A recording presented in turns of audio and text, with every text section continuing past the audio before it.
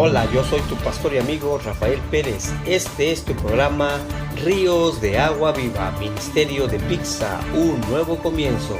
Estamos ubicados en el 4102 de la calle Eisenhower Road, aquí en San Antonio, Texas. Nuestros servicios todos los domingos comenzando desde las 10 de la mañana con discipulados y nuestro servicio familiar comienza a las 11 de la mañana. Miércoles nuestro servicio a través del Zoom comenzando a las 7 de la noche. Bienvenidos. Muy buenas tardes, ¿cómo están? Espero que estén bien. Vamos a estar continuando en esta hermosa tarde con la serie que comenzamos, Sabios en Cristo. Y estaremos hablando del mensaje número 2 que hemos titulado El mensaje cristiano. Hay un hermoso paralelo entre Mateo 28, 18 al 20 y en el libro de Hechos, capítulo 18, del 1 al 11, que vale la pena integrar en este mensaje cristiano.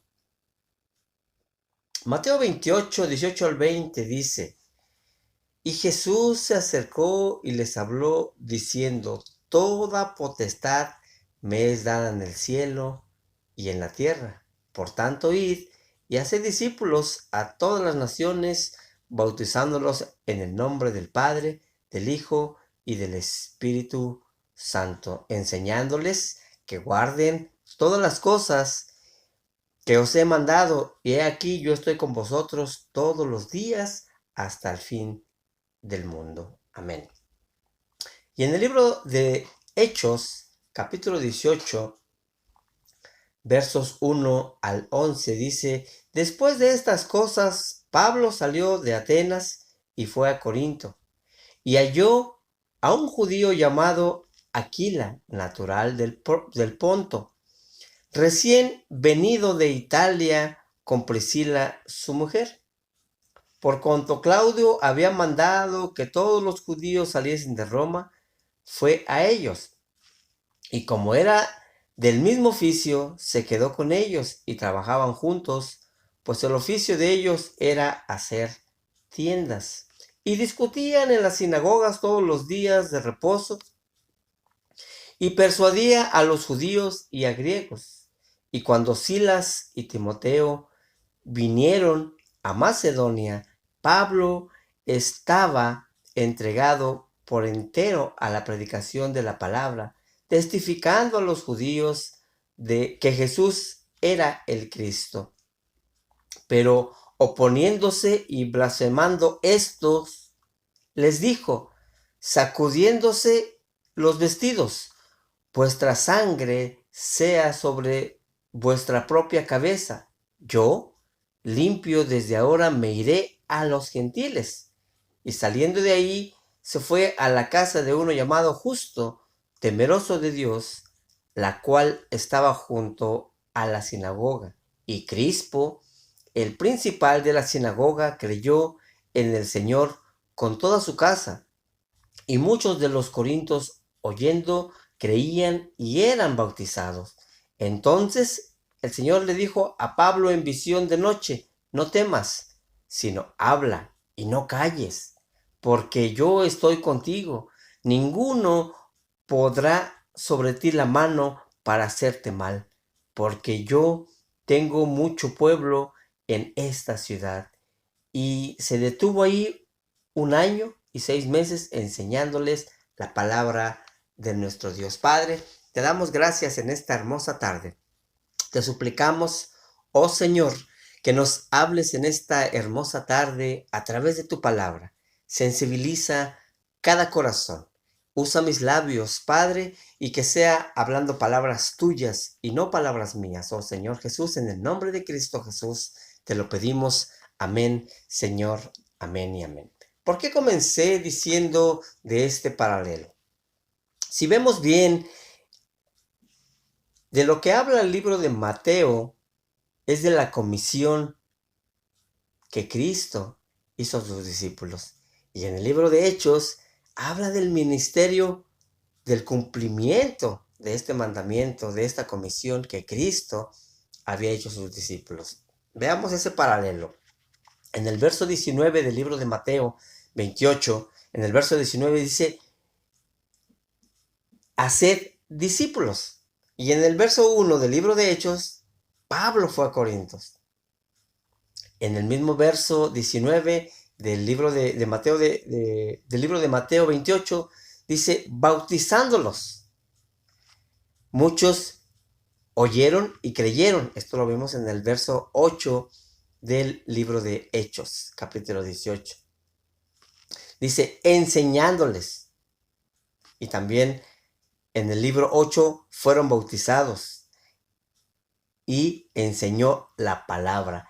He aquí yo estoy con vosotros, en el verso 20 dice, porque yo estoy contigo. Este paralelo es muy hermoso porque en uno es el mandato que Jesucristo da a sus discípulos y en el libro de Hechos es el cumplimiento que Jesucristo había dado a sus discípulos. Actualmente en las iglesias está sucediendo lo que había ocurrido en Corinto. Los hombres estaban mezclando la filosofía, es decir, sabiduría de hombre, con los mensajes de Dios. Esto causaba confusión y división. En la actualidad, diferentes predicadores tienen su propio enfoque del mensaje de Dios y algunos inclusive inventan su propio vocabulario para impresionar. Pablo explicó cuáles eran los tres fundamentos del mensaje del evangelio central, y también les instó a retornar a dicho evangelio. Número 1, les marcó Pablo, el evangelio se centra en la muerte de Cristo. Primera de Corintios, capítulo 2, versos 1 al 5. Dice así la palabra de nuestro Señor Jesucristo. Así que, hermanos, cuando fui a vosotros para anunciaros el testimonio de Dios, no fui con excelencia de palabras o de sabiduría, pues me propuse no saber entre vosotros cosa alguna, sino a Jesucristo, y a este crucificado. Y estuve entre vosotros con debilidad y mucho temor y temblor. Y ni mi palabra ni mi predicación fue con palabras persuasivas de humana sabiduría, sino que con demostración del Espíritu y de poder, para que vuestra fe no esté fundada en la sabiduría de los hombres, sino en el poder de Dios. Vemos pues que Pablo no había ido a Corinto para glorificarse a sí mismo, ni para comenzar un club de admiradores religiosos. Había ido para glorificar a Dios. Número 2. Pablo entonces les recordó a los corintios su actitud. Ya lo vimos en el capítulo 2, en los versos 3 y 4. Dice, y estuve entre vosotros con debilidad y mucho temor y temblor. Y ni mi palabra, ni mi predicación fue con palabras persuasivas de humana sabiduría, sino con demostración del Espíritu y de poder. Aunque Pablo era un apóstol, se dirigió a ellos como un humilde siervo. No dependía de sí mismo. Se hizo nada para que Cristo pudiera hacer todo. Años más tarde, Pablo volvió a hacer referencia a esto y marcó el contraste entre él y los falsos maestros que habían invadido Corinto. Pablo había aprendido que Dios lo hacía fuerte en el momento en que él era débil. Punto número 3. Pablo finalmente les recuerda su objetivo. Y lo vemos en el verso 5 que dice, para que vuestra fe no esté fundada en la sabiduría de los hombres, sino en el poder de Dios. Pablo quería que ellos confiaran en Dios y no en un mensajero que él enviaba. Si hubiera dependido de la sabiduría humana y hubiese presentado el plan de salvación como muchos lo presentan, como un plan filosófico, entonces los corintios habían puesto su esperanza en su explicación, puesto que Pablo había declarado de la palabra de Dios, del poder y del poder de Dios. Los que se convirtieron con él habían puesto su fe en una demostración, es decir, que experimentaron la obra de Dios en sus propias vidas. El Evangelio es parte del plan eterno del Padre. Volvamos a la primera carta de Corintios, el capítulo 2, los versos 6 al 9.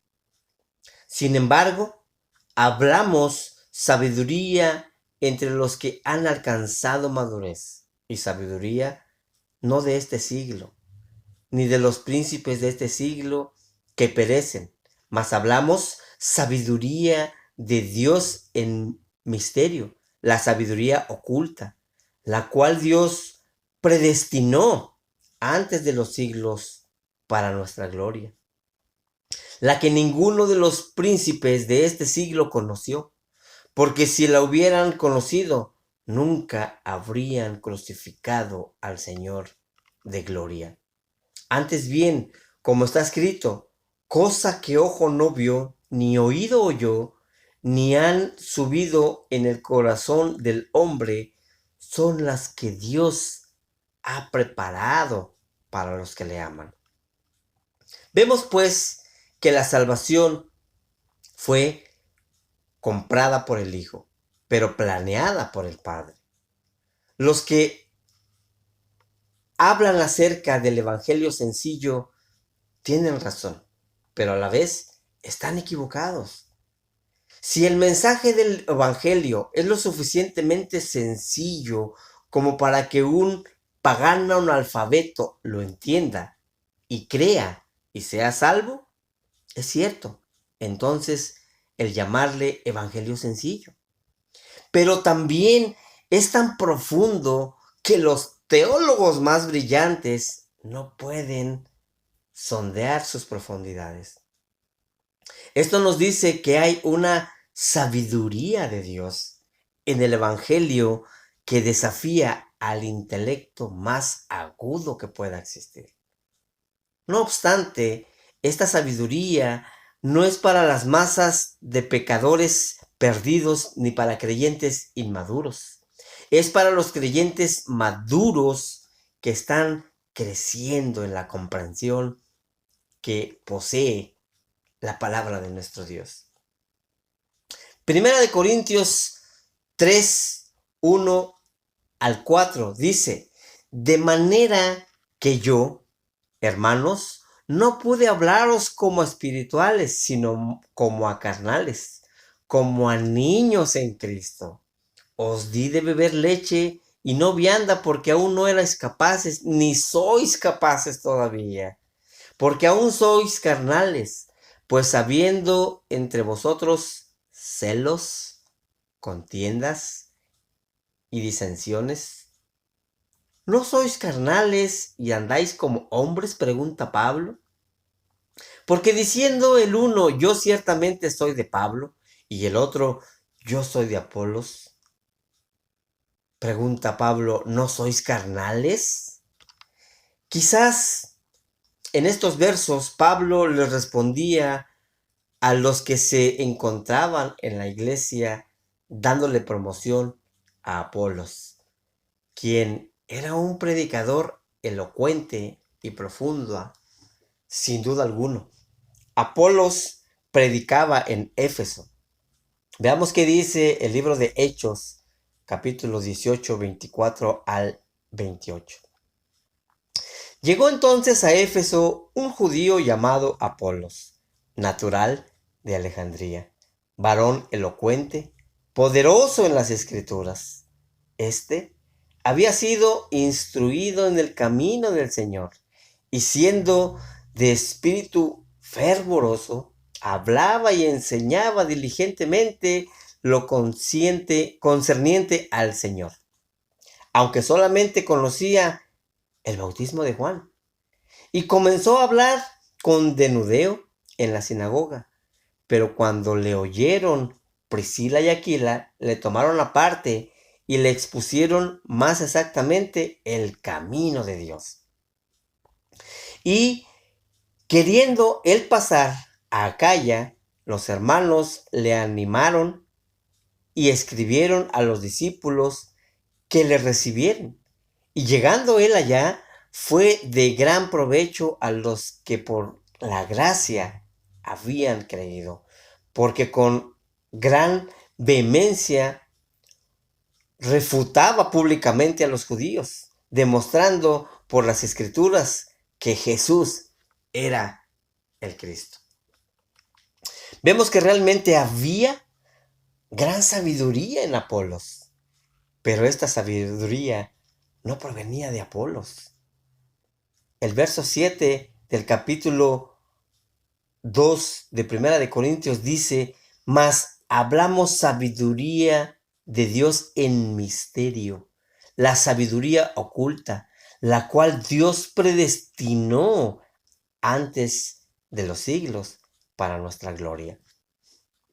Vemos pues que esta sabiduría proviene de Dios y no del hombre. Esta sabiduría ha estado oculta en nosotros. Esta sabiduría está dentro de lo ordenado por Dios. Esto significa que Dios fue quien elaboró el plan. El plan de redención no fue un plan de último minuto, como algunos aseguran. Veamos qué nos dice Primera de Pedro, capítulo 1, versos 18 al 20. Sabiendo que fuisteis rescatados de vuestra manera de vivir, la cual recibisteis de vuestros padres, no con cosas corruptibles como oro o plata, sino con la sangre preciosa de Cristo, como de un cordero sin mancha y sin contaminación, ya destinado desde antes de la fundación del mundo, pero manifiesto en los postreros tiempos por amor de vosotros. Vemos pues que esta sabiduría da como resultado la gloria del pueblo de Dios. Qué tremendo es pensar que algún día participaremos de la misma gloria de Dios, ¿no lo crees?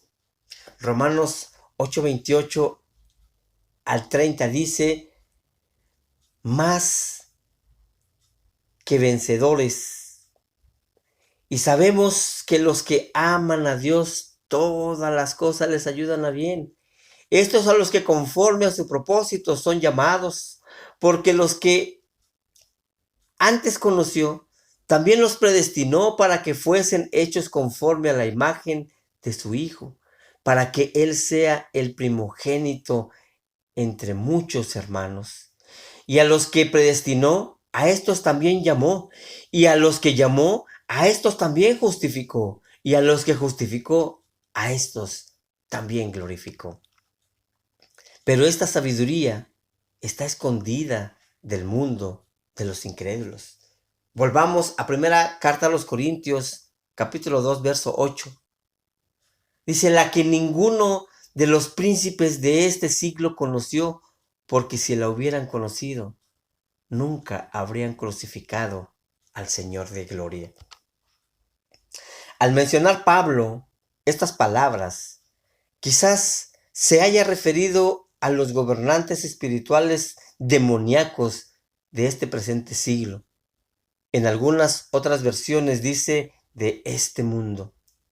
Colosenses 2:15 nos lo confirma. Dice: y despojando a los principados y a las potestades, los exhibió públicamente, triunfando sobre ellos en la cruz. Aleluya. Es decir, que la sabiduría de este siglo o de este mundo tiene su origen en los gobernantes de este siglo, las fuerzas satánicas incluyendo al mismo Satanás, no entendieron el plan eterno de Dios. Por medio de las escrituras en el Antiguo Testamento, tenían escrito que el Hijo de Dios nacería y moriría. Pero ellos no entendían el significado pleno de la cruz, mucho menos entenderían la resurrección de Cristo.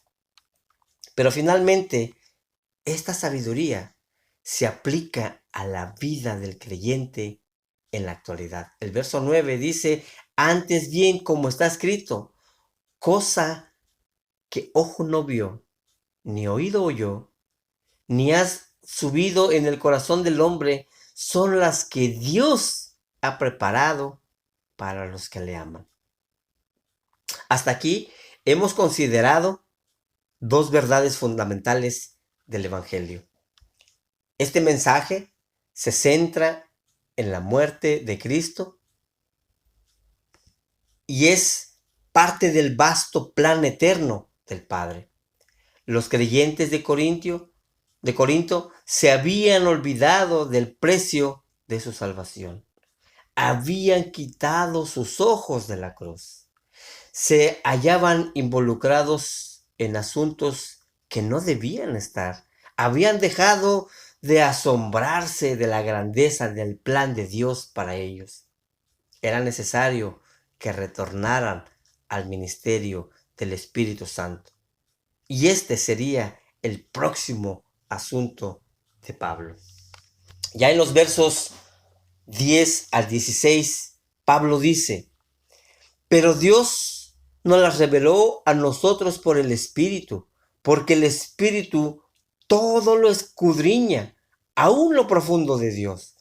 Porque ¿quién de los hombres sabe las cosas del hombre, sino el Espíritu del hombre que está en él? Así tampoco nadie conoció las cosas de Dios, sino el Espíritu de Dios. Y nosotros no hemos recibido el Espíritu del mundo, sino el Espíritu que proviene de Dios, para que sepamos lo que Dios nos ha concedido. Lo cual también hablamos, no con palabras enseñadas por sabiduría humana, sino con las que enseña el Espíritu, acomodando lo espiritual a lo espiritual. Pero el hombre natural no percibe las cosas que son del Espíritu de Dios, porque para él son locura, y no las pueden entender, porque se han de discernir espiritualmente. En cambio, el espiritual juzga todas las cosas, pero él no es juzgado de nadie, porque ¿quién conoció la mente del Señor? ¿Quién le instruirá? Mas nosotros tenemos la mente de Cristo. En estos versos hay algo que quiero que nos quede bien claro. En nuestra salvación están incluidas las tres personas de la divina Trinidad, es decir, de la deidad del Padre. Primera de Pedro 1:3 dice, bendito el Dios y Padre de nuestro Señor Jesucristo, que según su grande misericordia nos hizo renacer para una esperanza viva por la resurrección de Jesucristo de los muertos. En otras palabras, ya casi para finalizar, el Espíritu mora en el creyente, lo leímos en el verso 12. El Espíritu enseña al creyente, verso 13. Y el Espíritu madura al creyente, como lo leímos en los versos 14 al 16. Aquí el contraste aparece entre las personas que es salva, llamada espiritual, porque el Espíritu mora en la persona, y la persona que no lo es, llamada carnal, porque no tiene el Espíritu en su interior. Vemos pues que las personas que son salvas no entienden a los creyentes porque viven en dos mundos totalmente diferentes. Sin embargo, el creyente sí entiende a la persona que no es salva. Lo que habla Pablo en los versos 15 no sugiere que la persona no es salva, que no es salva, no pueda señalar los defectos en la vida de los creyentes. Con mucha frecuencia lo hacen, pero ellos no entienden plenamente en qué consiste la vida cristiana.